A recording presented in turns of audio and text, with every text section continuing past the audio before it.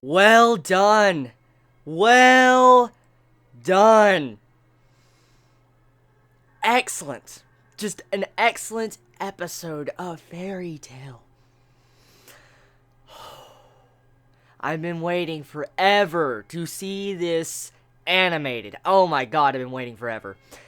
And to see these scenes animated, the Celestial Spirit King, the music, like, okay, let's just take a few moments to just relish the music that we heard in this episode. Like, the first half, that fairy tale music, that fucking fairy tale music was why I even got into the anime. That music was so beautiful for this fight. Oh yes. You have to admit, when you saw the different movements, like especially when the Celestial Spirit King was charging Mark Geer, and you saw the camera moving and stuff, and Mark Geer was like just jumping back, and you hear the fucking choir music in the background, that shit is hype. That shit is fucking hype, man. That was so fucking hype. Yo! It was so good, man. See, here's the thing many don't really realize. Fairy Tail, we all know by now, it is mainly just a series for entertainment. That's why we watch anime. And Fairy Tail sometimes, when it gets to the point it has stuff like this, it really knows how to get you hyped up and have a lot of entertainment to where you're like, holy fucking shit, I'm enjoying this so much. And that's kind of what Fairy Tail's main goal and purpose is. And these type of episodes are just so good because what makes this episode just so good in a sense is because it's not just the Celestial Spirit King popping up and just kicking the shit out of Mark Geer, and then Mark Geer's realizing he fucked up. It was actually Lucy that did this all. See, many people are probably not going to really give the credit to the person that actually caused all these events in this episode. Lucy is the one that set this all in motion. Like, think about it. The Celestial Spirit King is fighting in this episode thanks to Lucy. Now, you could say that the Celestial Spirit King, he's using his power to beat the shit out of Mark Geer. Fine, you could kind of give him saying like he's using his skills and his moves and stuff, and that means he is strong. But in a sense, Lucy is very strong to be able to summon someone like him into the world and allow him to use power to that extent. Like, did you see the fucking 88-star beam out of the sky? Like, you saw this giant wormhole just open up. You see stars all in it. Mark Geer looks up and he's like, I'm fucked. Like, he looks up and he realizes he's just done. Like, that's what he says. He's like, are you trying to kill your own summoner? That's what he was saying. Is like, he knew he was going to die. Like, that's what Mark Geer said, like, in his mind. Like, you knew the way his reaction was. He thought he was going to die, and he was just saying, like, you sure you want to do this? You're going to kill your own damn summoner if you do something like this. So, let's put it like this. Lucy summoned someone that could actually wipe out the endgame boss of this arc, Mark Geer. The dude that's been sitting in the back, like, you know, chilling, commanding Taurus. Lucy just summoned a dude that could do that. Just, yeah.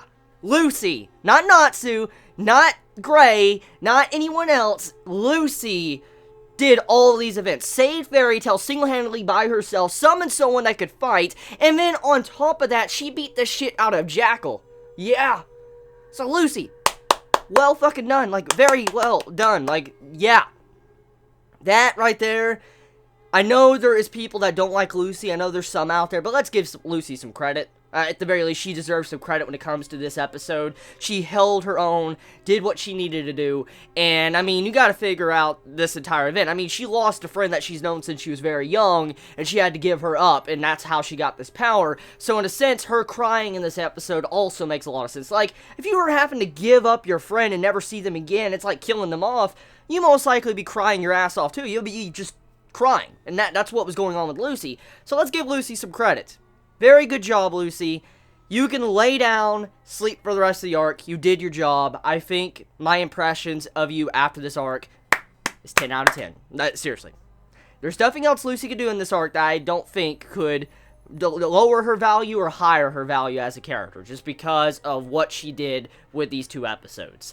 Now, besides that, getting back onto the Celestial Spirit King versus Mark Geer, I gotta once again go back to the music. The soundtrack, that is why I was so hyped up. Like, you know, recently when I was talking about the soundtracks and stuff, I'm like, the only way to make these upcoming fights really fucking good is because of the soundtracks. The soundtracks of Fairy Tail are one of the main reasons why this series is so damn good in some ways when it comes to anime.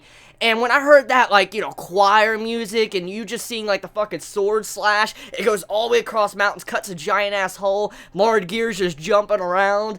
I mean, the music built the atmosphere up so fucking great in this episode. And I don't think it could have been any better. In terms of the way they focused on some of the animation on the Celestial Spirit King fight, I felt like the animation was done properly.